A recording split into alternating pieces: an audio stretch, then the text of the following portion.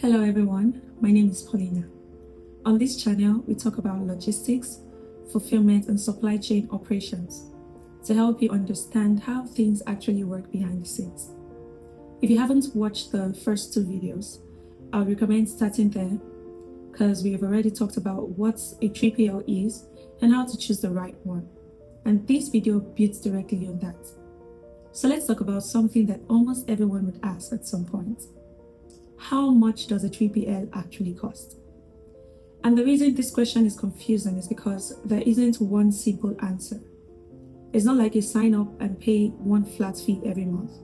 3PL pricing is made up of different parts.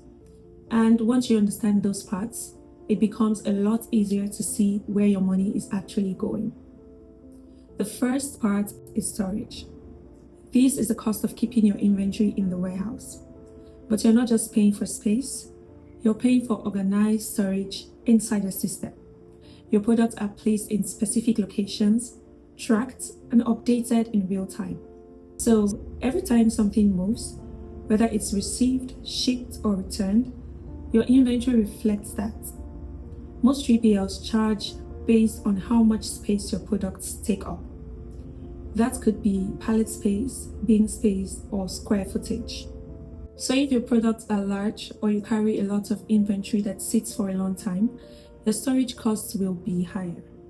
If your products are smaller and move quickly, the storage cost is usually lower. This is why inventory planning actually affects your costs more than people think. The next part is receiving. This is what happens when your inventory arrives at the warehouse. A lot of people think this is just unloading boxes, but there's more to it. The 3PL team unloads the shipments, counts everything, checks for any damage, enters it into their system, and then stores it in the correct location.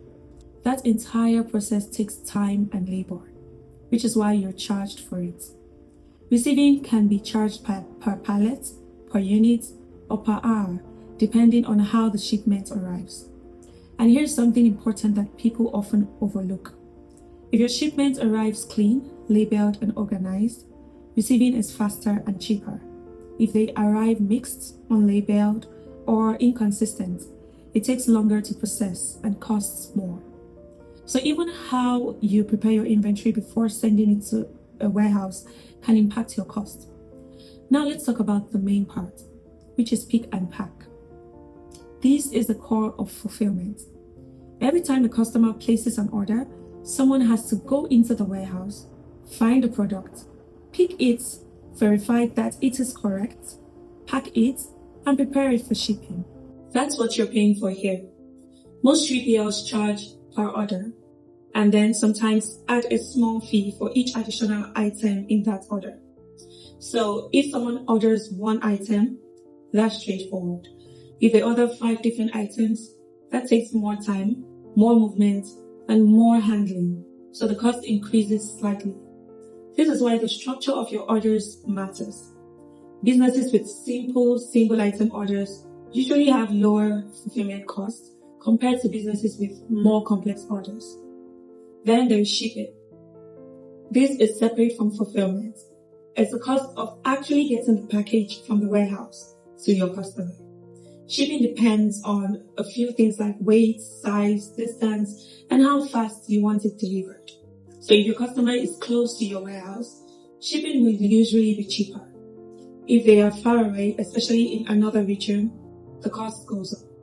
This is why warehouse location plays such a big role in your overall logistics costs. Two businesses using the same 3PL can have very different shipping costs depending on where their customers are located. Now on top of that, there are additional services. Not every business needs this, but they can affect pricing. Things like kitting, which is bundling products together, custom packaging, labeling, or returns processing. For example, if you sell bundles or subscription boxes that requires extra handling before shipping, there's an additional cost. Returns also require time. The product has to be received, inspected, and either restocked or set aside.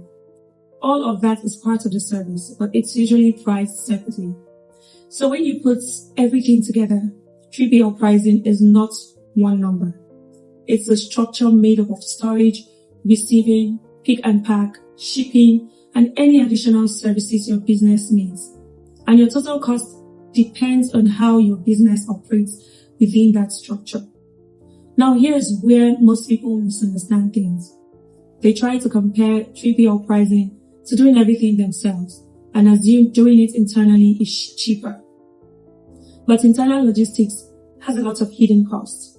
Your time, your team, your space, equipment, and even mistakes. Misshipped orders, delays, and inventory errors all cost money, even if you don't see it immediately. The 3PL turns most of those fixed costs into variable costs. You pay based on usage. So when your business grows, your cost grows with it. And when things slows down, your cost adjusts. The flexibility is one of the biggest advantages. And one last thing that's really important is clarity. A good 3PL should be able to explain their pricing in a way that actually makes sense. You should understand what you're paying for, how it's calculated, and how it will scale as your business grows.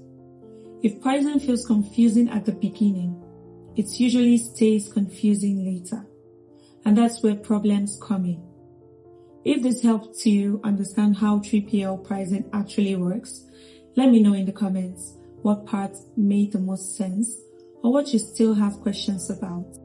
And if you want to know more, make sure to like this video, subscribe, and turn on the notification bell so you don't miss the next one. See you in the next video.